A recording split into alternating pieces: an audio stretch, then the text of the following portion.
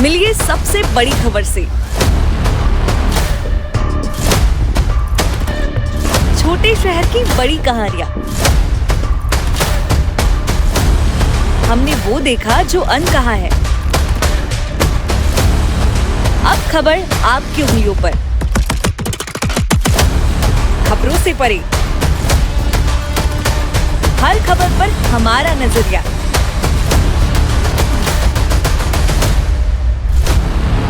India town news, Bharat की बात। नमस्कार, आप देख रहे हैं इंडिया टाउन न्यूज और मैं हूं कमर गौस। आज हम बात करेंगे लोकसभा चुनाव की टिकटों को लेकर। लोकसभा चुनाव को लेकर आखिरकार बहुत सोच विचार के बाद कांग्रेस पार्टी ने भी अब सभी 11 सीटों के नामों की घोषणा कर दी है। भाजपा ने जहां पहले ही लिस्ट में सभी 11 उम्मीदवारों के नाम घोषित कर दिए थे, वहीं कांग्रेस पार्टी ने इसके लिए 3 सूचियों का इंतजार किया। भाजपा ने अपने उम्मीदवारों में 3 महिलाओं को शामिल किया है, वहीं तू डाल मैं पात की तर्ज पर कांग्रेस ने भी 3 महिलाओं को टिकट दिया है। आइए डालते हैं एक नजर सबसे पहले कहां किस प्रत्याशी के बीच मुकाबला है।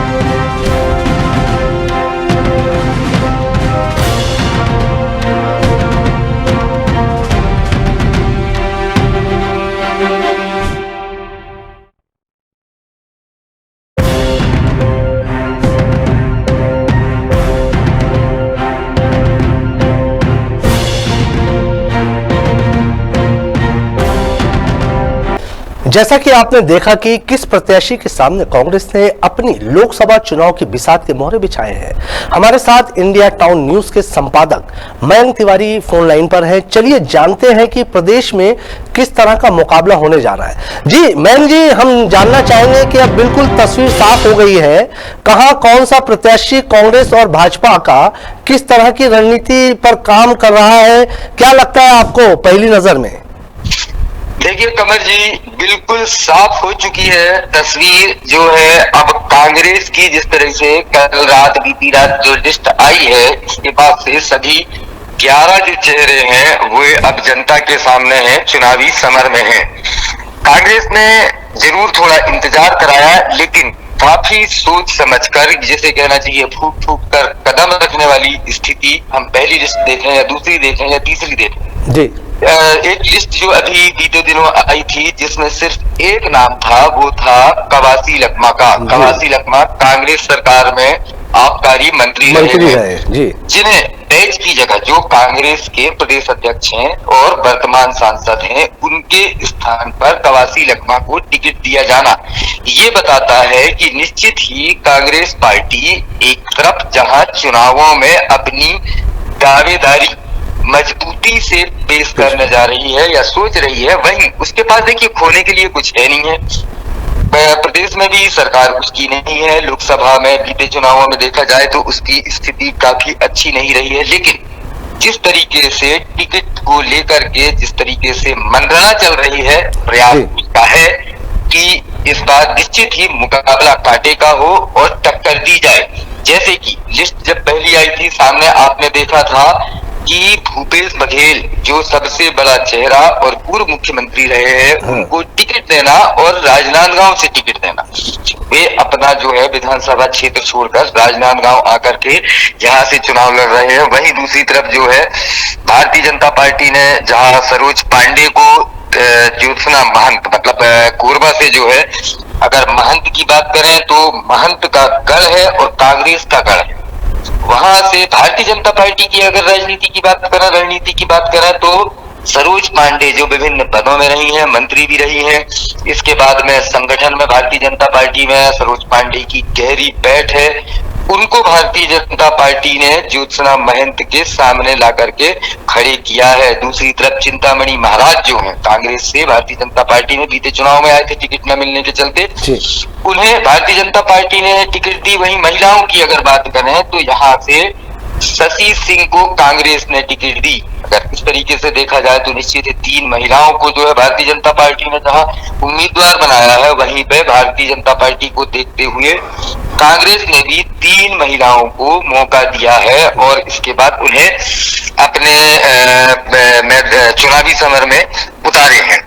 जी कमर जी, मैं ये जानना चाहूंगा, अगर हम राजनांदगांव की खास तौर से बात करें तो यहाँ पे भूपेश बघेल जो कि पूर्व मुख्यमंत्री रहे हैं और बीजेपी से जो संजय पांडे जी है उनको दिया गया है, तो मेरा ये कहना है कि क्या राजनांदगांव की सीट को इतना महत्व क्यों दिया कांग्रेस ने कि एक पूर्व मुख्यमंत्री को यहाँ पे खड़ा किया है?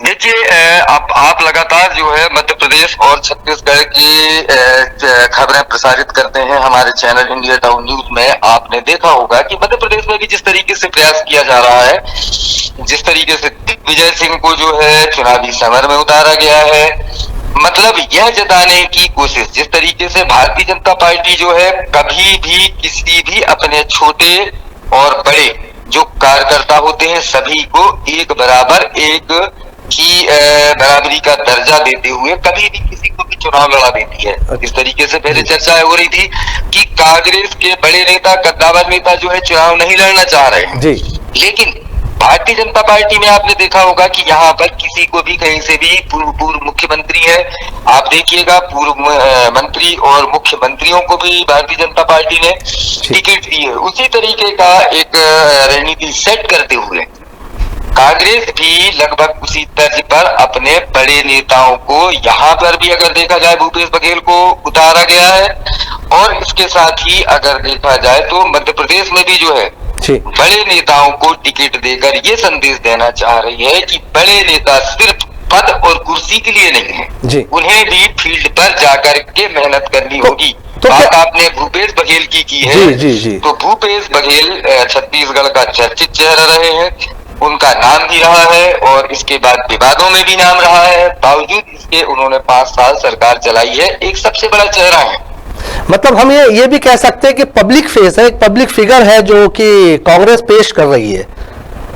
कांग्रेस की यही एक रणनीति है कि जो भी बड़े नाम हैं या जो कद्दावर नेता हैं या जो जिताए उम्मीदवार हो सकते हैं जी, उन्हें टिकट दे करके और इसके बाद ज्यादा से ज्यादा टिकट जो है बांटते हुए यह सावधानी बरती जा रही है कि जिताऊ उम्मीदवारों को जो है टिकट दी जाए। आप अगर छत्तीसगढ़ के लिस्ट में अगर एक नजर डालते हैं तो आप देखेंगे कि रायगढ़ जो मुख्यमंत्री का क्षेत्र है, यहाँ से भारतीय जनता पार्टी ने जिस तरीके से राधेश्याम राठिया को मौका दिया है, वहीं कांग्रेस ने डॉक्टर मनिका देवी सिंह को, ये नया चेहरा है, इन्हें मौका दिया है। वहीं महासमुंद की अगर बात करें तो एक बार फिर तामराज जो साहू हैं, यहाँ से पुराने नेता हैं, उन पर जो है दांव खेला है पार्टी ने।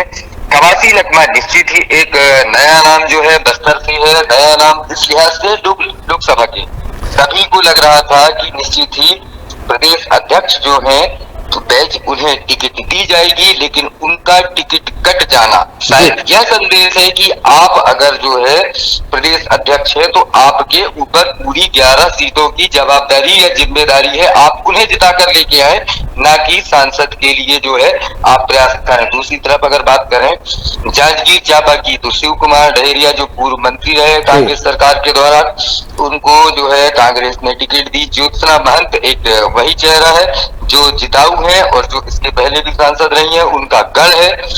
ऐसे में आप अगर देखें तो पूरी अगर लिस्ट पे जहां नजर डालते हैं तो कांग्रेस भी काफी सोच समझ करके अपने प्यादे या मोहरे बिछा रही है, जिससे चुनावी समर में किसी भी तरीके से भारतीय जनता पार्टी के सामने वह कमजोर ना पड़ सके। जी कमल जी, मैं ये भी जानना चाहूंगा मैं कि कांग्रेस पार्टी ने देर तो लगाई, लेकिन मोहरे जो बिछाए हैं वो कितने दमदार हैं? भाजपा के लिए ये कितने कठिन या कितने आसान रहने वाले हैं? देखिए, मैंने जैसा कि आपसे पहले ही कहा कि भारतीय जनता पार्टी के पास खोने के लिए कुछ भी नहीं है। मैं आपको थोड़ा पीछे लेके जाना चाहूंगा। छत्तीसगढ़ में सत्तारूढ़ जो अभी भारतीय जनता पार्टी है, 2000 से जब से राज्य का गठन हुआ है तब से सभी 4 संसदीय जो चुनाव रहे हैं, कांग्रेस के खिलाफ भारतीय जनता पार्टी ने बहुत बेहतर उम्दा प्रदर्शन किया है। पार्टी जो भारतीय जनता पार्टी ने 2019 में 11 में से 9 सीटें जीती थीं। इस बार प्रदर्शन को और भी बेहतर करने की उम्मीद जता रही है।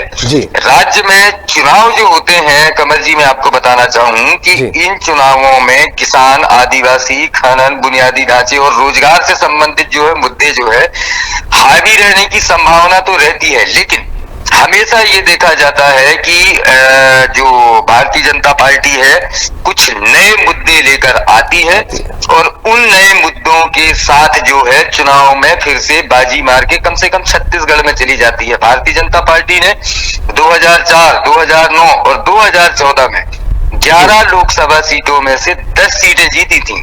2018 की अगर बात करें तो राज्य ने विधानसभा जो चुनाव हारे थे, भूपेश बघेल मुख्यमंत्री बने थे, कांग्रेस की सरकार थी, इसके बावजूद 2019 में लोकसभा चुनावों में उसे 9 सीटें मिली थी। इस लिहाज से कहा जा सकता है कि जो भारतीय जनता पार्टी जिस तरीके से मोहरे जो बिछाई है, उसे देखते हुए शायद कांग्रेस ने थोड़ा देर जरूर किया है, लेकिन मोहरे जो बिछाए हैं अपने हिसाब से लग रहा है वे चर्चित चेहरे हैं जो जिताऊ उम्मीदवार हो सकते हैं। मैं अगर कुछ चुनिंदा सीटों की बात करूं जिसमें रायपुर, राजनांदगांव है, बस्तर है, कोरबा है, यहाँ क्या देखते हैं आप? ये जो मुकाबले हैं, यहाँ पे जो उम्मीदवार कांग्रेस ने उतारे हैं वो क्या खुद को साबित कर पाएंगे? जी बिल्कुल, ये आपने बहुत सही सवाल पूछा है। अगर हम रायपुर की बात करते हैं तो रायपुर में जो मुकाबला है, यहाँ पर भारतीय जनता पार्टी ने अपने सांसद सोनी को टिकट न देकर लगातार विधानसभा चुनावों में जीत का परचम लहराने वाले ब्रजमोहन अग्रवाल बहुत बार के ये मंत्री भी रहे हैं और भारतीय जनता पार्टी के कद्दावर नेता है। छत्तीसगढ़ में अगर माना जाए तो प्रदेश के सबसे बड़े नेताओं में से एक ब्रजमोहन अग्रवाल का नाम चलता है। जी बिल्कुल बिल्कुल। उसमें अगर ब्रजमोहन अग्रवाल को टिकट दी गई है तो कांग्रेस ने विकास उपाध्याय को, जो पूर्व विधायक हैं, उन्हें टिकट, हालांकि पिछले चुनाव को विकास उपाध्याय ने हारा था, लेकिन युवा चेहरा है, उन्हें फिर से मौका दिया है। शायद युवाओं को लुभाने की ये कोशिश है, युवा वर्ग को जो है प्रतिनिधित्व देते हुए। ये मुकाबला ठीक विधानसभा चुनाव के जैसा मुकाबला जो है देखा गया था, लगभग उसी टाइप का मुकाबला है। अगला नाम अगर आप राजनांदगांव कहते हैं तो राजनांदगांव में भारतीय जनता पार्टी ने मौजूदा सांसद को, ऐसे प्रदेश में सिर्फ 2 सांसद हैं जिन्हें भारतीय जनता पार्टी ने मौका दिया है। जी। एक है संतोष पांडे, जिन्हें मौका फिर से भारतीय जनता पार्टी ने दिया है, तो वहीं कांग्रेस जो है भूपेश बघेल पर यहाँ पर दांव खेल रही है। अब देखना होगा कि यहाँ पर जिस तरीके से भारतीय जनता पार्टी आशान्वित है, उसी तरीके से भूपेश बघेल भी और कांग्रेस भी ताल ठोक रही है। भारतीय जनता पार्टी के अगर लिहाज से बात किया जाए तो भाजपा ने जो है बिलासपुर में जो चेहरा बदला है तोखन साहू का, उसके मुकाबले कांग्रेस ने बिलासपुर में यहाँ पर जो मुकाबला हो रहा है वो देवेंद्र यादव को टिकट दी है, तो साहू वर्सेस यादव का ये एक मुकाबला कहा जा सकता है। वहीं अगर आप दुर्ग की बात करें तो दुर्ग में भी भारतीय जनता पार्टी ने अपने पुराना जो चेहरा है उसे फिर से रिपीट करते हुए विजय बघेल को ही टिकट दी है, जिनके सामने जो है साहू समाज से राजेंद्र साहू जो है ये चुनावी समर में है। सबसे अहम मुकाबला जो होने वाला है सरोज पांडे वर्सेस ज्योत्सना महंत, क्योंकि अगर कोरबा की बात करें तो सारी राजनीति जो घूमती है चरणदास महंत के इर्द गिर्द ही घूमती है। कांग्रेस का अभेदगढ़ या किला कम से कम आज इसे कहा जा सकता है, जहां से सारा जो है प्रयास करते हुए, जो आजमाइश करते हुए, पूरी ताकत को झोंकते हुए सरोज पांडे जो भारतीय जनता पार्टी का बड़ा नाम है, उसे भारतीय जनता पार्टी ने ज्योत्सना महंत के सामने खड़ा किया है। अब देखना होगा किसकी सह और किसकी मात, लेकिन निश्चित ही दोनों ही पार्टियां ताल ठोक रही है, बराबरी से ताल ठोक रही है। कमर जी, मैम हम ये जानना चाहेंगे कि किस तरह के मुद्दे किन क्षेत्रों में, किन चुनाव में, इन चुनाव में देखे जा सकते हैं। वैसे अगर हम बात करें प्रदेश की तो 3 क्षेत्रों में बंटकर विश्लेषण करें तो आप हमारे दर्शकों को जानकारी के लिए बताएं कहां का समीकरण बनते नजर आ रहे हैं। देखिए, ये आपने बहुत बड़ी बात की। छत्तीसगढ़ का जिस तरीके से मैप है या जिस तरीके से इसकी भौगोलिक संरचना कही जा सकती है, उस हिसाब से अगर देखा जाए तो इसे 3 क्षेत्रों में बांटना कमर जी बहुत आसान होता है। जिसमें राज्य का जो उत्तरी क्षेत्र है वो एक हो गया, दूसरा मध्य क्षेत्र हो गया और इसके बाद तीसरा क्षेत्र जो है दक्षिणी क्षेत्र। इन 3 भागों में इसको विभाजित किया जा सकता है। अब छत्तीसगढ़ की अगर आबादी की बात करें तो छत्तीसगढ़ में 32% जो है आबादी वो आदिवासियों की है, जो लगभग 70% लोग छत्तीसगढ़ में कृषि या कृषि से संबंधित जो गतिविधियां होती हैं उस पर काम करते हैं। जिसका सबसे बड़ा अगर कहा जाए तो धान का कटोरा। सीधी बात है कि यहाँ पर जो भी चीजें होती हैं कृषि के आधार पर ही सारा कुछ चलते रहता है। अगर उत्तरी क्षेत्र की अगर बात करें कमर जी, जो आपने क्षेत्र की बात की है, तो उत्तरी छत्तीसगढ़ में आता है आपका आदिवासी बहुल इलाका, जिसमें सरगुजा, रायगढ़ ये दोनों शामिल हैं। दोनों ही अनुसूचित जनजाति के उम्मीदवारों के लिए आरक्षित है। वहीं कोरबा लोकसभा सीट की भी अगर बात करें तो ये आपका उत्तरी क्षेत्र में शामिल है, जिसमें से प्रत्येक में 8 विधानसभा क्षेत्र हैं।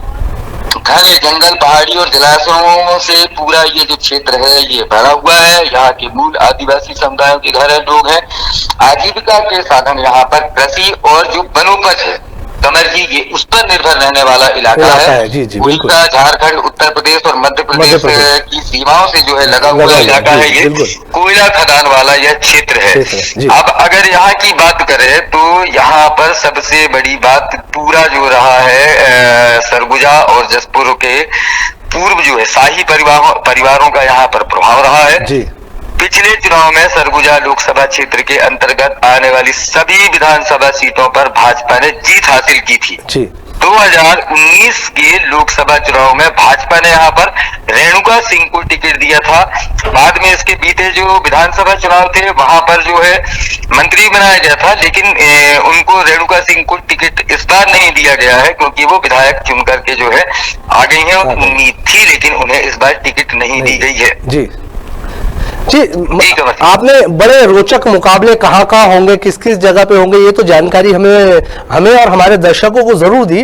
लेकिन मैं खासतौर से यहाँ राजनांदगांव की बात करना चाहता हूँ क्योंकि पूर्व मुख्यमंत्री कांग्रेस की तरफ से है और वो सांसद जो पहले टिकट दी जा चुकी थी फिर से उन्हें टिकट दी गई है। तो यहाँ पे क्या रोचक आपको नजर आएगा, कितना यहाँ पे मुकाबला जो है तो रोचक हमारे सामने रहेगा? देखिए, राजनांदगांव सीट की जो आप बात कर रहे हैं ये छत्तीसगढ़ के मध्य क्षेत्र में जो है मध्य क्षेत्र वाली ये सीट है, जिसमें रायपुर, दुर्ग, राजनांदगांव, महासमुंद, बिलासपुर और जांजगीर चांपा ये मध्य क्षेत्र में शामिल होते हैं। इस क्षेत्र की अगर मैं सीमा की बात करूं कमर जी तो ये उड़ीसा से, मध्य प्रदेश से और महाराष्ट्र से लगती है। रायपुर, दुर्ग और भिलाई क्षेत्रों में राज्य के कुल शहरी आबादी का लगभग आधा हिस्सा रहता है। किसान संबंधी मुद्दे और रोजगार जो है इस क्षेत्र में चुनाव परिणाम को सबसे ज्यादा जो है प्रभावित करते हैं। इनकी भूमिका सबसे ज्यादा रहती है। पिछले चुनाव के दौरान भाजपा ने यहाँ पर हिंदुत्व के मुद्दे पर खासा प्रचार किया था और उस प्रचार के चलते जो है संतोष पांडे की नैया आसानी से पार हो गई थी। काफी बड़े मार्जिन से जीते थे संतोष पांडे, जिन्हें फिर से एक बार जो है मौका दिया गया है। वहीं अगर मध्य क्षेत्र की जब हम बात कर रहे थे तो जांजगीर चांपा लोकसभा सीट जो है अनुसूचित जाति के उम्मीदवारों के लिए आरक्षित है। यहाँ पर भी 8 विधानसभा क्षेत्र हैं जिनमें सभी पिछले विधानसभा चुनाव में कांग्रेस ने जीते थे।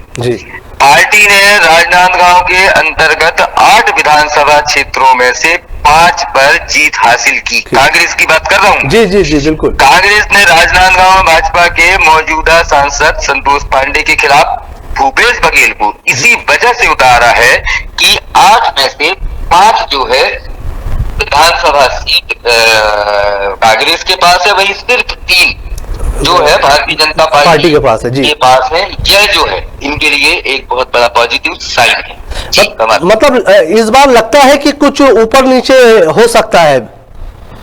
देखिए, होने को जब तक चुनाव हो नहीं जाते या इसके साथ अगर जब तक रिजल्ट नहीं आ जाता तब तक आपका हमारा कहना कुछ भी नामुमकिन है, इम्पॉसिबल है, क्योंकि आखिरी जो डिसाइड करने वाली है जनता का मत, या जनता ही सारे फैसले करते हैं। लेकिन अगर बात करें राजनांदगांव क्षेत्र की तो निश्चित ही थोड़ा मुकाबला जो है रोचक हुआ है, लेकिन जिस तरीके से एग्रेसिव होगी या जिस तरीके से आक्रामक होकर के कांग्रेस ने चुनाव लड़ना चाहिए वह आक्रामकता अभी दिखाई नहीं दे रही है। वहीं संतोष पांडे लगातार अपना चुनाव प्रचार कर रहे हैं, जिन्हें शायद केंद्र की जो योजनाएं हैं उसके साथ ही 370 धारा का जो है समाप्त किया जाना, राम मंदिर का जो उद्घाटन किया जाना, इसके अलावा केंद्र की जो सारी नीतियां हैं और भारतीय जनता पार्टी की सरकार प्रदेश बनने के बाद जो है महतारी बंधन योजना और प्रधानमंत्री आवास योजना का भी शुरुआत हो जाना, बिल्कुल इन सारे मुद्दों के चलते शायद संतोष पांडे काफी आशान्वित है। वहीं भूपेश बघेल की अगर बात की जाए तो उन पर FIR हो जाना और ये सारी चीजें जो है ये एक अलग मैटर है, जिसके चलते अभी वह आक्रामकता कम से कम कांग्रेस पार्टी में नहीं दिखाई दे रही है जिस आक्रामकता के साथ विधानसभा का चुनाव कांग्रेस ने लड़ा था। लेकिन उस चुनाव में जहां अति आत्मविश्वास कांग्रेस का दिखाई दे रहा था, जिसके कारण उसकी हार हुई। जी कमर जी बहुत बहुत धन्यवाद। ये थे हमारे संपादक मयंक तिवारी जी। इसी तरह से हम आने वाले समय में आपको लोकसभा चुनाव से जुड़े कई बातों से रूबरू कराएंगे। तब तक के लिए मुझे दीजिए इजाजत और हम बढ़ते हैं अगली खबर की ओर। मिलिए सबसे बड़ी खबर से। छोटे शहर की बड़ी कहानियां। हमने वो देखा जो अनकहा है। अब खबर आपकी उंगलियों पर। खबरों से परे, हर खबर पर हमारा नजरिया।